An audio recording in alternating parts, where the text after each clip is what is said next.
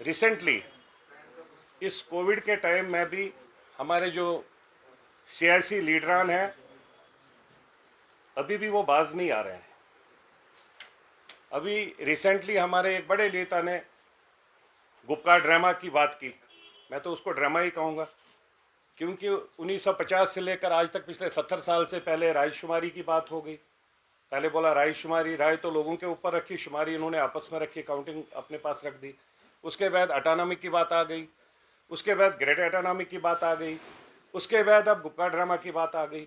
हम उनसे ये गुजारिश करना चाहते हैं, पिछले 70 साल में, पर्टिकुलरली पिछले 30 साल में 1 लाख से ज़्यादा लोग मारे गए, जिसके कसूरवार आप लोग हो।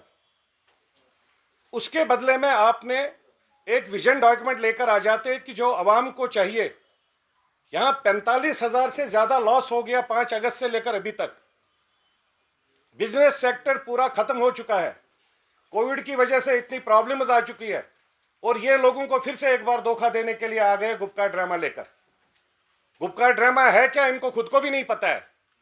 प्रैक्टिकल शेप में हमारे हिसाब से गुपका ड्रामा है। ये अपना रिवाइवल चाहते हैं, अपनी पार्टी के लोगों को फिर से जिंदा करना चाहते हैं, यही गुपका ड्रामा है और कुछ नहीं है इसमें।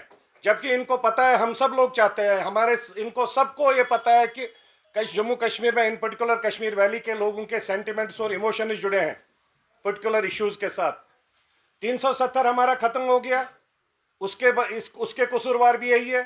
2/3 मेजॉरिटी इनके पास थी जब शेख साहब आए थे, उस टाइम भी जब वो जेल से बाहर आए थे उस टाइम शेख साहब के पास भी 2/3 मेजॉरिटी थी, कभी उसको टेम्पररी लेकर परमानेंट नहीं किया।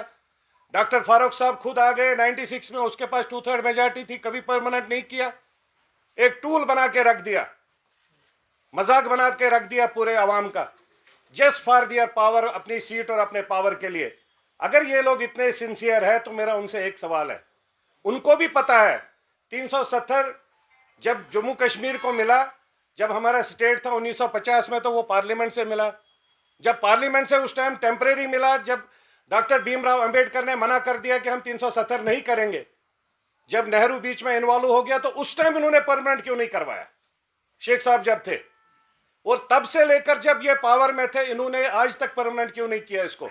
जैसे ये डिक्लेरेशन की बात कर रहे हैं, उस डिक्लेरेशन के बदले इसको परमानेंट क्यों नहीं किया कि हमें समझ आता कि ये लोग सीरियस है आवाम के लिए, जनता के लिए। अब ये फिर सेंटिमेंट्स के साथ लोगों के साथ खेलना स्टार्ट कर दिया इन्होंने, फिर ड्रामा स्टार्ट कर दिया।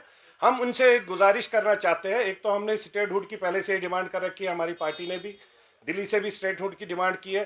370 को वापस लाने के लिए डॉक्टर साहब आप पार्लियामेंट में टेबल बिल करिए, 283 मेंबर पार्लियामेंट्स को लाइए, तब हमें पता चलेगा कि 370 वापस कैसे आएगा। 370 गुपकार में बैठ के वापस नहीं आएगा। 370 अगर पार्लियामेंट से गया है तो ये पार्लियामेंट से आएगा।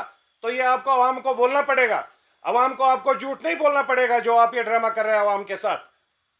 अब ये फिर लोगों को फिर से उतारेंगे कि हमें जी असेंबली में वोट डालो, हम असेंबली से पास करेंगे। 370 असेंबली से पास नहीं होगा, न सुप्रीम कोर्ट के पास पावर्स है, ऑनरेबल सुप्रीम कोर्ट के पास। ऑनरेबल सुप्रीम कोर्ट में जितने भी डिसीजन होते हैं, जितने भी कॉन्स्टिट्यूशनल राइट्स मिलते हैं, या उनके जो भी कॉन्स्टिट्यूशन बनते हैं, उसका सब पावर्स जो आते हैं वो आते हैं पार्लियामेंट से। जो पार्लियामेंट में पास हो जाता है उसके बाद ऑनरेबल सुप्रीम कोर्ट में उसका एक्ट बन जाता है। तो हम लोगों को इस चीज़ की क्लियरेंस होनी चाहिए, हम लोगों को इस चीज़ पर एक्सप्लॉइट नहीं होना चाहिए।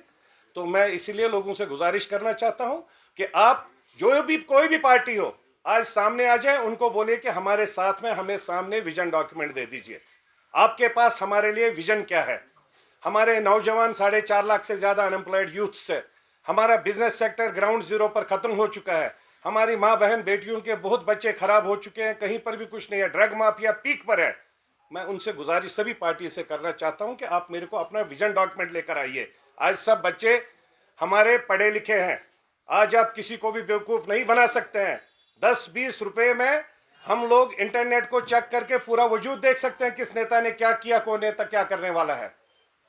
तो इसलिए हम इन सब नेताओं से गुजारिश करना चाहते हैं, बहुत बनाया 50-70 साल में आपने लोगों को बहुत बेवकूफ़ बनाया, अब और एक बार हम लोगों को और झटका मत दे दो, बहुत हो गया इस चीज़ से। अब हमारे को और या लोगों का अब अपने आप का और पॉलिटिकल सेक्टर का मजाक मत उठाओ। कल मेरे पास कुछ रिवाइवल